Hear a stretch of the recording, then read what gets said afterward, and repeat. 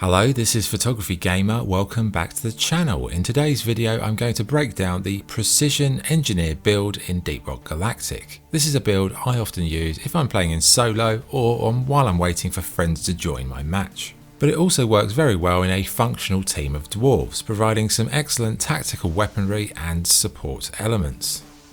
So what is the Precision Engineer build and why would I recommend using it? Well, the Engineer class, it's an acquired taste that takes a little bit of time to get used to. This build focuses on providing firepower that focuses on accuracy and effectiveness, as in not wasting bullets by missing the target.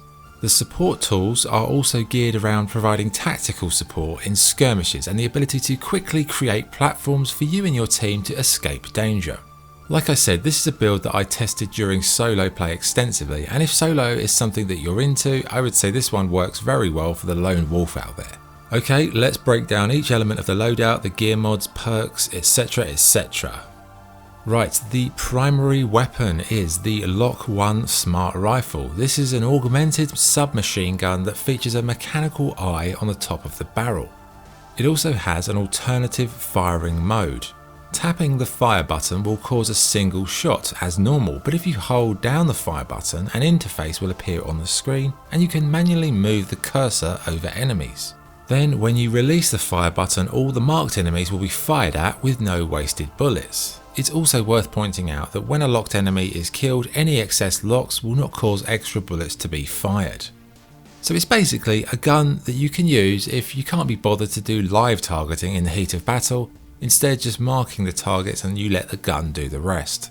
Overclock wise, again, I don't really have a preference for all of these builds. It's something you can decide that suits your style, but you know, obviously the gun is built around precision and lack of waste, so you would want to go maybe for a clean overclock perhaps, so you don't want to have any negatives. Okay, let's have a look at gear mods. Gear mod 1 is the increased caliber rounds. This improves the overall damage of the weapon. Gear mod 2 is the zoom lens. This mod increases the range of your camera, enabling you to lock on to targets at a greater distance. Gear mod 3 has a smart targeting software installed. This tells your camera to prioritize enemies with lower health levels, and it also avoids placing more locks than necessary.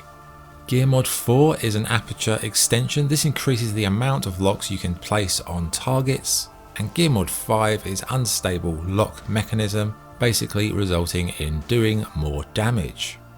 So these mods increase overall damage, lock-on range, and they stop you wasting lock-ons. Next, the secondary weapon of choice is the breach cutter. The breach cutter, formerly used as a mining tool, has since been converted into a firearm. The weapon fires horizontally expanding plasma blades. Okay, Gear mod 1 is the high capacity mag, increases the clip size. Gear mod 2 is a loosened node cohesion. This makes the plasma line wider, thus hitting more targets. Gear mod 3 is quick deploy, making the line projectiles able to hit multiple targets at very close range. Gear mod 4 is armor breaking. This greatly improves the armor breaking capabilities of the plasma beams, and Gear mod 5 is a triple split line. This makes the plasma beam split into 3 lines that cover a larger area. So to summarise, these mods increase your clip size, they make the beams wider, and they are also able to hit close by enemies. The beams can also break enemy armour and are now split into 3 lines. Next we have the projectile slot, and here we'll use proximity mines. These mines stick to any surface, meaning you can deploy them strategically to protect your current location. You know, if you're planning some mining, horde defence, or just time to build a series of complex platforms. Okay, so those are the weapons. Now let's have a look at the tools. In terms of the pickaxe, the first gear mod utilises the power attack. This is a great thing for dealing with threats in tunnels or things like that. The second gear mod uses a serrated edge. This makes the power attack do more damage, always useful. Okay, now let's look at the 2 pieces of support equipment. The first one we have is the LMG Gun Platform. As the engineer has to spend time setting up platforms, you can't always watch your own back, but these automated guns do that job for you. Gear mod 1 is the Gemini system. This allows you to deploy 2 separate sentries at once and provides extra ammo. Gear mod 2 features expanded ammo bags. This gives you more overall ammunition for your gun platforms.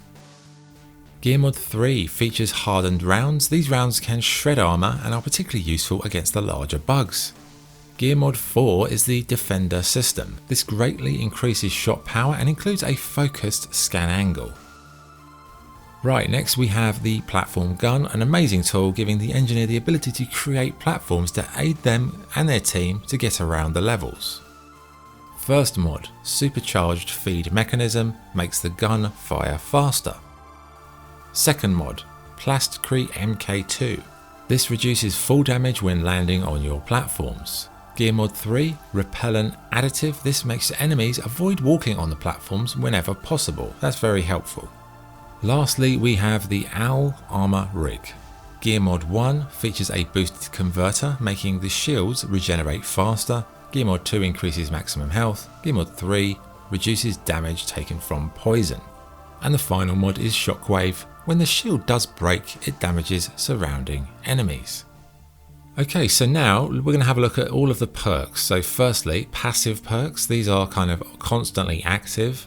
First perk is Born Ready, automatically reloading unequipped weapons. Second perk is Unstoppable, reducing the environmental slowdown effects. And the third perk is Veteran Depositor, allowing you to deposit your minerals into the mule a lot quicker. What about active perks? Well, active perks, they are activated personally by you. So first one is Beast Master. This allows you to recruit an alien bug for a limited time to fight by your side. That's also useful because you've got the turret guns. Add a bug to the equation, you've got lots of backup. Second perk, Hover Boots, always really helpful if you fall off a platform, which can happen, and it just lets you hover for a moment while you can plant a new platform. Okay, those are the technical elements of the build. Finally, let's look at the visual loadout. If you'd like to recreate the visual build that I've been using in this video, I'll put the details for that on the screen now so you can do a screenshot.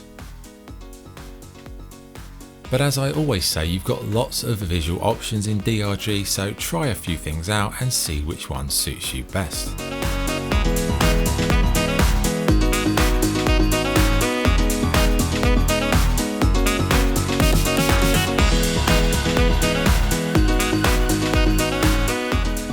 And there you go, that's the Precision Engineer build, a very useful build. Feel free to recreate it and tweak it as you see fit. I hope you found the video useful. Any questions, drop them in the comments. If you'd like to watch my review or guides for Deep Rock Galactic, I'll put the link in the description. But for now, thank you for watching. This is Photography Gamer signing off. Cheers.